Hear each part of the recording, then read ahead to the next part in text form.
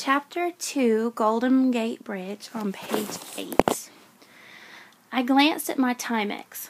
Among the three of us, I was the only one responsible enough to keep and wear a wristwatch. Vanetta let a girl see hers and never got it back. Fern was still learning to tell time, so I kept hers in my drawer until she was ready to wear it. 6.5 hours had passed since we'd hugged Big Ma and kissed Pa at John F. Kennedy Airport. The clouds had made peace with our Boeing 727. It was safe to breathe. I stretched as far as my legs could go. With these long legs, I'm taken for 12 or 13, even a little older. No one ever guesses 11 going on 12 on their first try. More than my long legs, I'm sure it's my plain face that throws them off. Not plain as in homely plain, but even plain, steady. I'm not 9 or 7 and given to squealing or oohing like Vanetta and Fern. I just let my plain face and plain words speak for me. That way no one ever says, "Huh?" to me. They know exactly what I mean. We were long gone from thick white clouds, the plane steadily climbing down. The intercom crackled, and the pilot made an announcement about the descent and altitude, and that we would be landing in 10 minutes. I let all of that pass by until he said, "And to your left as we circle the bay is the Golden Gate Bridge." I was now a liar, a stone-faced liar. I wanted to squeal and ooh like a 7-year-old meeting Tinker Bell. I had read about the Golden Gate Bridge in class. The California Gold Rush, the Chinese immigrants building the railroads connecting east to west. It wasn't every day you saw a live picture of what you read about in your textbook. I wanted to look down from above the world and see the Golden Gate Bridge.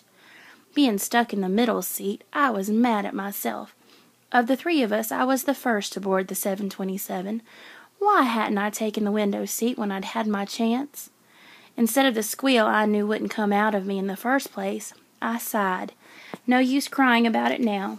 The truth was, one pout from either Vanetta or Fern, and I would have given up the window seat.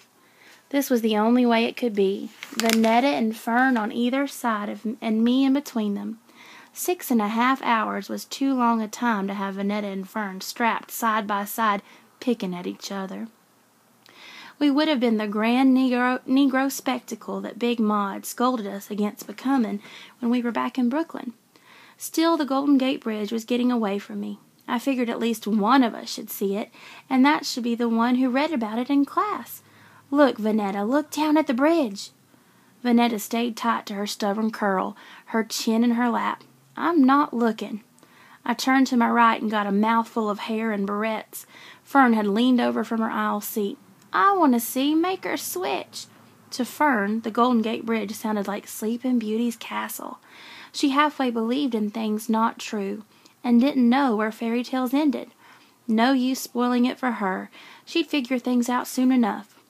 Fern was wriggling out of her seatbelt and climbing on me to get a glimpse. This was how it was at home. Why should 1,000 feet up in the air make any difference? "Sit back, Fern," I said in my plain, firm voice. "We're getting ready to land." She pouted but sat back down. I tightened her seatbelt. Vanetta's face stayed in her lap. That was just pitiful. "Go look down, Vanetta," I said, "before you miss it." Vanetta refused to pry her chin from her lap. She stuck her thumb back in her mouth and closed her eyes. I wasn't worried about Vanetta. Once we got on the ground, she'd be her showy self again, and this fraidy cat episode would be long faded.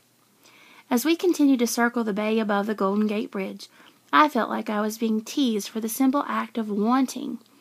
Each time the plane curved around, I knew in my heart it would be my last chance, and the bridge was singing, "Na, na, na, na, na, you can't see me." Now I had to see the bridge.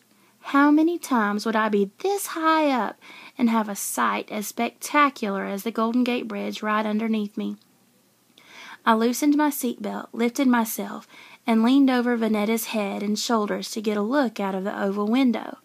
I pressed against Vanetta, just a little, not enough to cause a stir, but Vanetta and Fern, who was now angry, both hollered, "Delphine!" as loud as they could. Heads turned our way.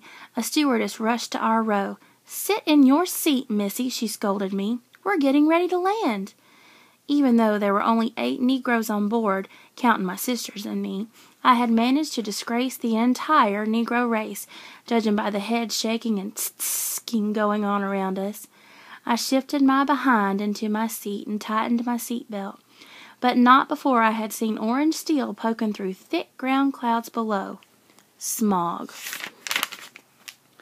There was no time to savor my victory or feel my shame. The plane went roaring down farther and farther. Vanetta held on to my left arm, and Fern, with Miss Pattycake, grabbed my right. I dug into the armrests and prayed the pilot had done this before. The plane bounced off the ground as soon as we hit land.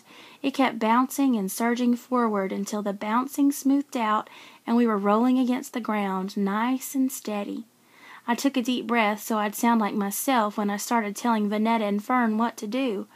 The main thing was we were on the ground. We were in Oakland. That ends chapter 2. And I will do my best to get you a few more chapters tomorrow. I won't have time today, but I will email your mom and let her know as soon as I get them. And I hope you have a good weekend. See you Monday or Tuesday or whenever. Bye.